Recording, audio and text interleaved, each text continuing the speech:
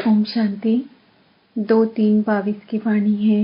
मीठे बच्चे, तुम्हें निश्चय है कि हम संगम पर भविष्य की कमाई के लिए पढ़ते हैं। बाप हमें पढ़ाकर 21 जन्म का वर्षा देते हैं। प्रश्न, अपने आप पर कृपा व आशीर्वाद करने की विधि क्या है? उत्तर, अपने आप पर कृपा व आशीर्वाद करने के लिए बाप की पढ़ाई रोज पढ़ते रहो। कभी भी संग दोष में आकर पढ़ाई में गफलत नहीं करो।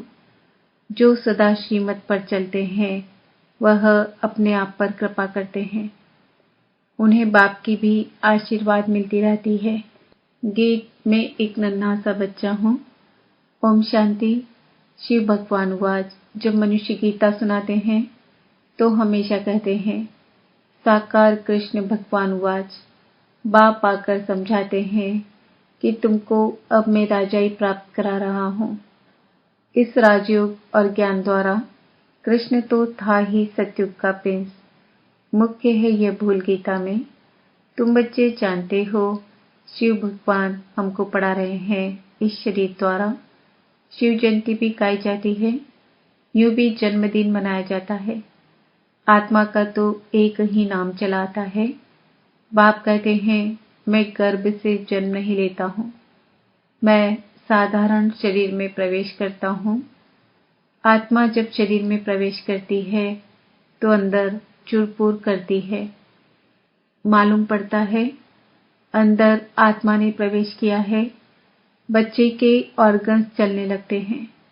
यह बात अच्छी रीति समझनी है। और जो भी मनुष्य सुनाते हैं वह कब ऐसे नहीं कहते कि हम आत्मा तुमको समझाते हैं। वह प्रसिद्ध है शरीर से। यह बाबा तो विचित्र है, इनको अपना शरीर नहीं है। शरीरधारी को कभी भगवान नहीं कहना चाहिए। स्थूल व सूक्ष्म कोई भी हो, आत्मा इन ऑर्गन्स द्वारा याद करती है परम पिता परमात्मा को। वह तो बैठकर मनुष्यों के बनाए हुए शास्त्र सुनाते हैं। यहाँ यह नई बात है। भगवान वाज, भगवान कौन? जिसको सब भगत है भगवान कहकर याद करते हैं। ब्रह्मा विष्णु शंकर के तो नाम जानते हैं। हे ब्रह्मा, हे विष्णु कह पुकारते हैं। वह है देवताएं। भगवान कहने से निराकार ही याद आते हैं। निराकार परमात्मा की ही बंदगी करते हैं। वह कहते हैं, मैं भी हूँ आत्मा परंतु सुप्रीम हूँ। मेरा भी चित्र बनाते हैं। तुम आत्माओं के भी चित्र बनाते हैं। मंदिरों में बड़ा शिवलिंग भी रखते हैं और छोटे शालिग्राम भी, जिससे सिद्ध होता है कि वह आत्माएं हैं एक परमात्मा के बच्चे। बाप हमेशा बच्चों से बड़ा होता है, इसलिए बड़ा लिंग बनाते हैं। वास्तव में मैं कोई शालिग्राम बड़ा नहीं हूँ। आत्मा साइज में छोटी बड़ी नहीं होती है। मनुष्य छोटा बड़ा होता है। बाकी आत्मा जैसी तेरी वैसी मेरी। पर मेरी आत्मा परम है, परे ते परे परम धाम में रहने वाली है। ऊंचे ते ऊंचा परम पिता परमात्मा मनुष्य सृष्टि का बीज रूप है। बीज रचिता को कहा जाता है। जैसे जड़ बीज लगाया जाता है, उससे पहले झाड़ निकल आता है, वैसे आत्मा का रूप देखो कैसा है। शरीर का कितना विस्तार है। तो पहले नई बात यह है कि यहाँ परमात्मा बाप पढ़ाते हैं। ऊंचे ते ऊंच भगवान वाज, तो जरूर इम्तिहान भी ऊंचे ते ऊंचा होगा। भगवान कहते हैं, मैं तुमको राजयोग सिखलाता हूँ, जिससे भविष्य 21 जन्मों के लिए तुमको देवता बनाता हूँ। फिर उनमें तुम सूर्यवंशी बनो व चंद्रवंशी बनो। मर्तबे तो बहुत हैं। यह सारी राजधानी स्थापन होती है। यह है संगम युग। बाप समझाते हैं कि तुम इस जन्म के लिए नहीं पढ़ते। यह है भविष्य की कमाई और जो भी कुछ करते हैं वह सब इस जन्म के लिए। मनुष्य समझते हैं आगे का भी क्यों सोचें, जो होना होगा देखा जाएगा। तुम बच्चे निश्चय करते हो, हम अगले जन्म जन्मांतर के लिए पढ़ते हैं। बाप आने वाले 21 जन्मों का वर्षा देते हैं। इस निश्चय से तुम पढ़ते हो। बिगर निश्चय कोई यहाँ बैठ ना सके। यहाँ कोई पंडित आदि नहीं पढ़ाते हैं, परंतु निराकार भगवान पढ़ाते हैं। आत्मा को खुशी होती है कि हमको बेहद का बाप पढ़ाते हैं। इनको अपना मनुष्य तन तो है नहीं। खुद कहते हैं मुझ निराकार को इस ब्रह्मा तन में ही आना है। यह अनादि बना बनाया ड्रामा है। तुमको बुद्धि में सारा याद आता है। मूल वतन में हम आत्माएं रहती है और कोई मनुष्य की बुद्धि में यह नहीं आता होगा कि हमारी आत्मा परम धाम में बाप के साथ रहने वाली है, जिसको ब्रह्मांड कहते हैं। हम आत्मा है बिल्कुल छोटा स्टार, पूजा के लिए बड़ा बनाया है। बाकी इतनी बड़ी आत्मा यहाँ भ्रकुटी में तो बैठ ना सके। कहते हैं भ्रकुटी के बीच चमकता है अजब सितारा। स्टार कितना छोटा है। यह बना बनाया अविनाशी ड्रामा है। हर एक आत्मा में अपना अपना अविनाशी पार्ट मुंधा हुआ है, जो हर एक अपना अपना पार्ट रिपीट करता है। इसमें जरा भी फर्क नहीं पड़ सकता है। फिल्म में जो एक बार पार्ट हुआ है वह फिर रिपीट होगा। इसमें भूल चूक हो नहीं सकती। यह बातें बिल्कुल नहीं हैं। कोर्टों में कोई ही समझते हैं। 8-10 वर्ष वाले भी पढ़ाई को छोड़ देते हैं। संग दोष लग जाता है। यह पढ़ाई ऐसी है जो जहां तक जीते रहो वहां तक पीते रहो। अंत तक ये पढ़ाई चलती रहेगी। यह पढ़ाई हम आने वाले 21 जन्मों के लिए पढ़ते हैं।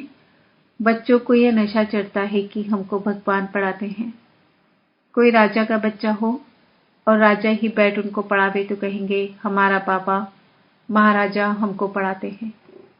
यहाँ है पतित पावन बाप जो हमको पढ़ाते हैं, राजयोग सिखाते हैं।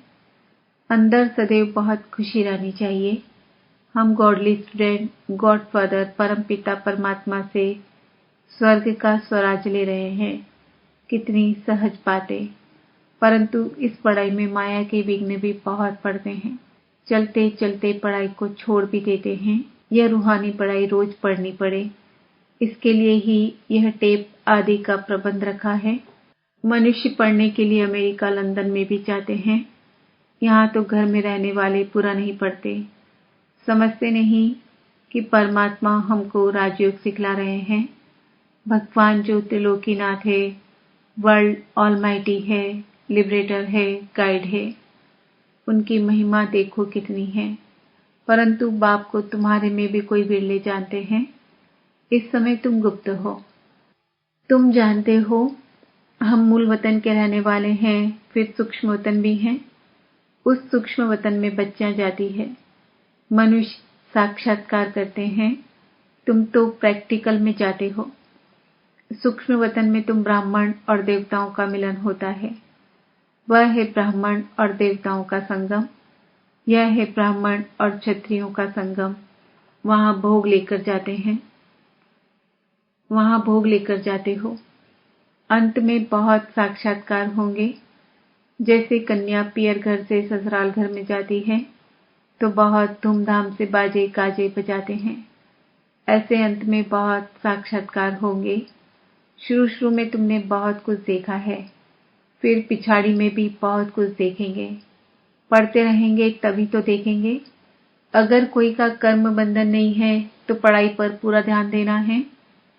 कोई का कोई मर जाता है, समझा जाता है। अब ये अच्छी तरह से पढ़ सकेंगे क्योंकि बंधन छूट गया। अब खूब पुरुषार्थ करो, अच्छा पद पाओ। यह नॉलेज बड़ी वंडरफुल है। बाप बैठ बच्चों को समझाते हैं, कहते हैं बच्चे अब गफलत मत करो। माया तुम्हारा दीवा झट बुझा देगी। इसलिए बाप को अच्छी तरह याद करना है और पढ़ना है। जब तक यहाँ बैठे हो तो डायरेक्ट सुनने से नशा चढ़ता है, बाहर गए तो नशा गुम हो जाता है। जैसा संग वैसा रंग लग जाता है। बंधन नहीं है तो बैठ पढ़ें और पढ़ाएं। चित्र बहुत अच्छे बने हुए हैं। बाबा युक्तियां रच रहे हैं। गावड़े वाले कैसे सीखें? यह तो स्लाइड से भी सीख सकते हैं। दिन प्रतिदिन इम्प्रूवमेंट होती रहती है। तुम्हारी बुद्धि में सारा दिन स्वदर्शन चक्र फिरना चाहिए। बुद्धि में होगा तब तो किसको समझाएंगे। नहीं तो टीचर समझ जाते हैं कि इसका पढ़ाई में ध्यान नहीं है। देह अभिमान बहुत है, मित्र संबंधी शरीर का भान आदि याद रहता है, तभी धारणा नहीं होती।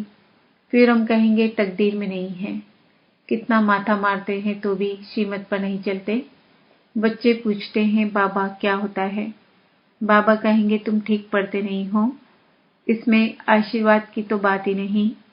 हम पढ़ाते हैं तुम अपने ऊपर पढ़ने की कृपा करो, श्रीमत पर चलना यही कृपा है। नहीं चलते गोया अपने ऊपर अकृपा कर श्रापित करते हैं। बाप से वर्षा न ले, रावण की मत पर चल, अपने को श्रापित करते हैं। बाप तो वर्षा देने आए हैं, आशीर्वाद करते हैं चिरंजीवी भव, जीते रहो अर्थात स्वर्गवासी भव। स्वर्ग को ही अमरपुरी कहा जाता है। अमरनाथ ही ऐसे आशीर्वाद करते हैं। अमरपुरी के देवताएं पवित्र थे ना। हद के संबंधों आदि से मोह का त्याग करना ही है। अब बाबा के पास जाना है। बाबा कहते देह के मोह से तुमको यहाँ की याद पड़ती है, इसलिए देही अभिमानी बनो, तो अंत में तुमको मुक्तिधाम तथा सुखधाम की याद पड़ेगी। शांतिधाम और सुखधाम क्या है? दुखधाम। आदि मध्य अंत, नई दुनिया, बीच की दुनिया और पुरानी दुनिया। जब आधा समय पूरा होता है फिर पुरानी दुनिया का नाम शुरू होता है। यह पुरानी दुनिया अब नहीं हो रही है, फिर से नहीं कैसे हो रही है वह आकर देखो, समझो। परंतु कोटों में कोई ध्यान देकर समझेंगे। हजारों लाखों आते हैं, उनमें से 2-4 निकलते हैं, फिर भी ढीले हो जाते हैं। एक प्रदर्शनी से 2-4 भी ठहर जाएं तो अहो सौभाग्य। दिन प्रतिदिन यह प्रदर्शनी भी वृद्धि को पाएगी। चलते चलते फिर रोज 10,000 भी आएंगे। बड़े बड़े हॉल, बड़े बड़े चित्र भी होंगे, समझाने वाले भी तीखे होंगे। अंत में महिमा तो निकलनी है। कहेंगे है प्रभु, आपकी पतित दुनिया को पावन बनाने की गति सबसे न्यारी है। भक्ति की बहुत आदत पड़ी हुई है। देवाला मारा या कोई मर गया तो गुरु लोग कहेंगे देखा, भक्ति छोड़ दी तब ऐसा हुआ। माया भी विघ्न पड़ते हैं। श्रीमत छोड़नी नहीं है। माया बड़ी मोहनी है। कितनी फैशनेबल हो गए हैं। समझते हैं हमारे लिए यह स्वर्ग हो गया है। माया का फॉर्म फॉल ऑफ रावण राज्य है। साइंस के कारण माया का पक्का बहुत है। समझते हैं गांधी ने स्वर्ग बनाया। तुमको अब स्वर्ग का ज्ञान मिला है तब समझते हैं यह नर्क है। यह राज्य रुन्नी के पानी मिसल है। दुर्योधन का मिसाल यह राज्य गया कि गया। कल्प की बात है। कल्प कल्प नई दुनिया होती रहती है और पुरानी दुनिया खत्म होती है। त्रिमूर्ति शिव भी है। ब्रह्मा द्वारा स्थापना कर रहे हैं, शंकर द्वारा विनाश होना है। फिर जो राजयोग सीखते हैं वही राज्य चलाएंगे। दैवी राज्य स्थापन कर उनकी जन्म जन्मांतर पालना करते हैं। यह बुद्धि में धारणा करनी है, फिर सर्विस करनी है। सच्ची गीता की तुम पार्टी हो। सुनना सुनाना, कांटों को फूल बनाना। तुम आधा कल्प के लिए दुख से छूटते हो। जैसे इतवार के दिन सभी की छुट्टी होती है ना, ऐसे आधा कल्प तुम दुख से, रोने पीटने से छूट जाते हो। अच्छा, मीठे मीठे सिकिल दे बच्चों प्रति माता पिता बाप दादा का याद प्यार और गुड मॉर्निंग। रूहानी बाप की रूहानी बच्चों को नमस्ते। हम रूहानी बच्चों की रूहानी बाप दादा को याद प्यार गुड मॉर्निंग नमस्ते ओम शांति। धारणा के लिए मुख्य सार, कर्म बंधन से मुक्त हो रूहानी पढ़ाई रोज पढ़नी है। जहाँ तक जीना है पढ़ाई जरूर पढ़नी है। हद के संबंधों व देह से मोह का त्याग कर अपने शांति धाम और सुख धाम को याद करना है। संग दोष से अपनी संभाल करनी है। वरदान, मन बुद्धि संस्कार व सर्व कर्मेंद्रियों को नीति प्रमाण चलाने वाले स्वराज्य अधिकारी भव। स्वराज्य अधिकारी आत्माएं अपने योग की शक्ति द्वारा हर कर्मेंद्रिय को ऑर्डर के अंदर चलाती है। न सिर्फ यह स्थूल कर्मेंद्रियां लेकिन मन, बुद्धि, संस्कार भी राज्य अधिकारी के डायरेक्शन अथवा नीति प्रमाण चलते हैं। वे कभी संस्कारों के वश नहीं होते, लेकिन संस्कारों को अपने वश में कर श्रेष्ठ नीति से कार्य में लगाते हैं। श्रेष्ठ संस्कार प्रमाण संबंध संपर्क में आते हैं। स्वराज अधिकारी आत्मा को स्वप्न में भी धोखा नहीं मिल सकता। स्लोगन: निर्माणता की विशेषता को धारण कर लो तो सफलता मिलती रहेगी। आज का सम्मान है, मैं आत्मा स्वराज अधिकारी हूँ। ओम शांति।